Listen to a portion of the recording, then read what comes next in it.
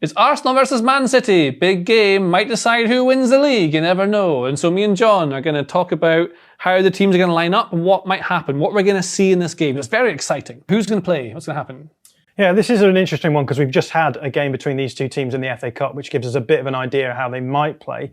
But I think before we get to that, we should just talk a little bit about shape here, because this is the shape we've got for Man City. This is how they played against Aston Villa. And if you notice, this shape is kind of interesting because we know that this is the possession shape that Manchester City like to move into when they're in possession. They often have a back four, invert one of the fullbacks and get into this 3-2-5 sort of shape. But actually what happened in the Aston Villa game is that Man City stayed in this shape pretty much all the time. And then in defensive moments, Bernardo Silva dropped out to help out. And if we look at Arsenal are the other side of that spectrum, right? So they do the same sort of thing. So we expect Zinchenko to come inside, then this back four to become a back three, and then suddenly you're in this sort of situation again where you've got 3-2 here, much like this 3-2 here. Now, in the FA Cup game between these two sides, what this actually meant was that Arsenal were able to just push up player for player across the field like this and cause Manchester City lots of problems in their build-up because they just didn't allow any time and space for any of the individuals on the ball. And as a result of that, what happened was that the Manchester City goalkeeper was just going long, and we saw in this instance it wasn't actually Saliba, it was Rob Holding up against Haaland in this one-to-one duel. And actually, I think Rob Holding did quite well. Like he was brought off at half time because he was on a yellow card. But in that matchup, 1v1, it's obviously very risky because Haaland is so good, such a physical striker. But in this instance, it didn't lead to any problems. So in the end, the game sort of was fairly stodgy. I think Arsenal did a really good job of keeping Manchester City quiet. They did obviously score the goal, but what they were trying to do as well. That's the thing, yeah. So what they were trying to do is simply go player for player, stop Man City from being able to do what they're able to do and hold on to that game. Yeah. Yeah, well, that makes total sense to me. And that's the thing you did see in that FA Cup game was the long kicks over the top from the goalkeeper. In fact, both teams were doing that, trying to get rid of the ball. Not get rid, but get it over the top of the defence because they're trying to push them high. Now, I think City will play slightly differently. This is my educated. This is my silly thought. So if I put Arsenal back to where they were in the shape, we know that's roughly what Arsenal are going to play like. Threats of Arsenal are going to be Bukayo Saka, obviously. Martinelli's pacing behind, really dangerous. And so you need to deal with those sorts of threats, especially because you're playing at the Emirates. So if you're the away team, you've got to play ever so slightly differently to how you would at home.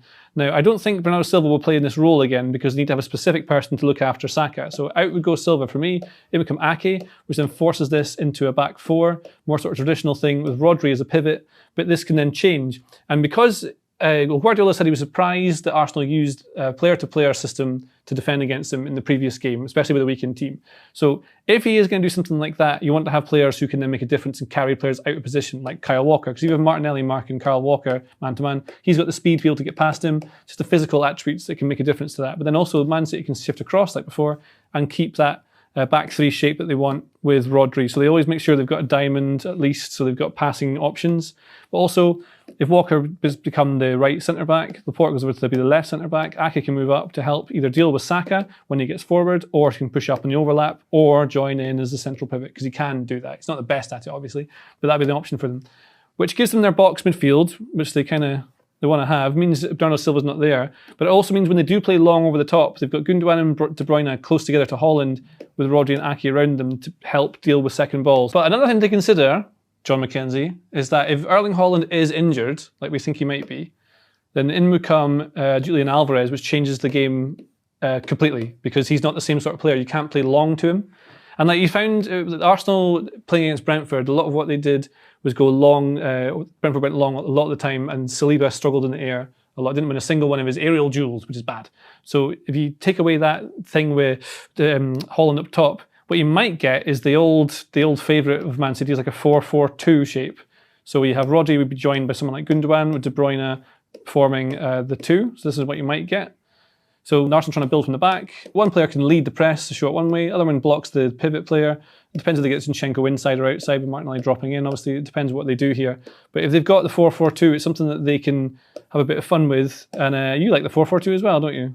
Yeah, I mean, I would describe this build-up shape as a 4-2-4 because you end up sort of pushing your wide players up. Yeah. You have your two players in the middle, and then you operate with the two strikers or the false nines in in this sense, almost within the same line as that front four. Could be a really effective way of stopping an opposition from building up from the back. And we've talked a lot actually about these struggles that Manchester City have had with Erling Haaland in the team. And the big reason for that is that what you're essentially doing really is taking one of the players out of your midfield and pushing them into a 9 position really. And what you're doing now is moving that back, and you're, I think, building a system now which actually suits Man City. They played this system the whole of last season. They can do a lot more of the false 9 stuff. So Alvarez is a player who can drop out here and help in these sorts of triangles. Or you could even, again, push Ake up here as well.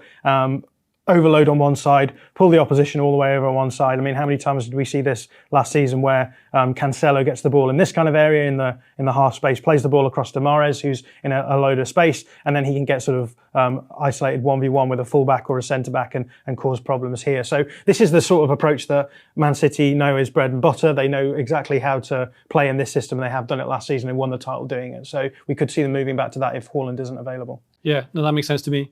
I think, so like the key battles, like Saka versus Ake, I think will be one that you probably see, which might mean we see that sort of shape, especially if Haaland's not ready. Another thing is I think City might try and get Arsenal tired over time. So Arsenal will start big, they'll go out really energetic, and in terms of game management, City will try and match them, I think, from the very start. But when the opportunity calls for it, I think they'll try and slow things down really quickly, like go down with an injury or take too long over something. Just try and stop the momentum early on from Arsenal if they can.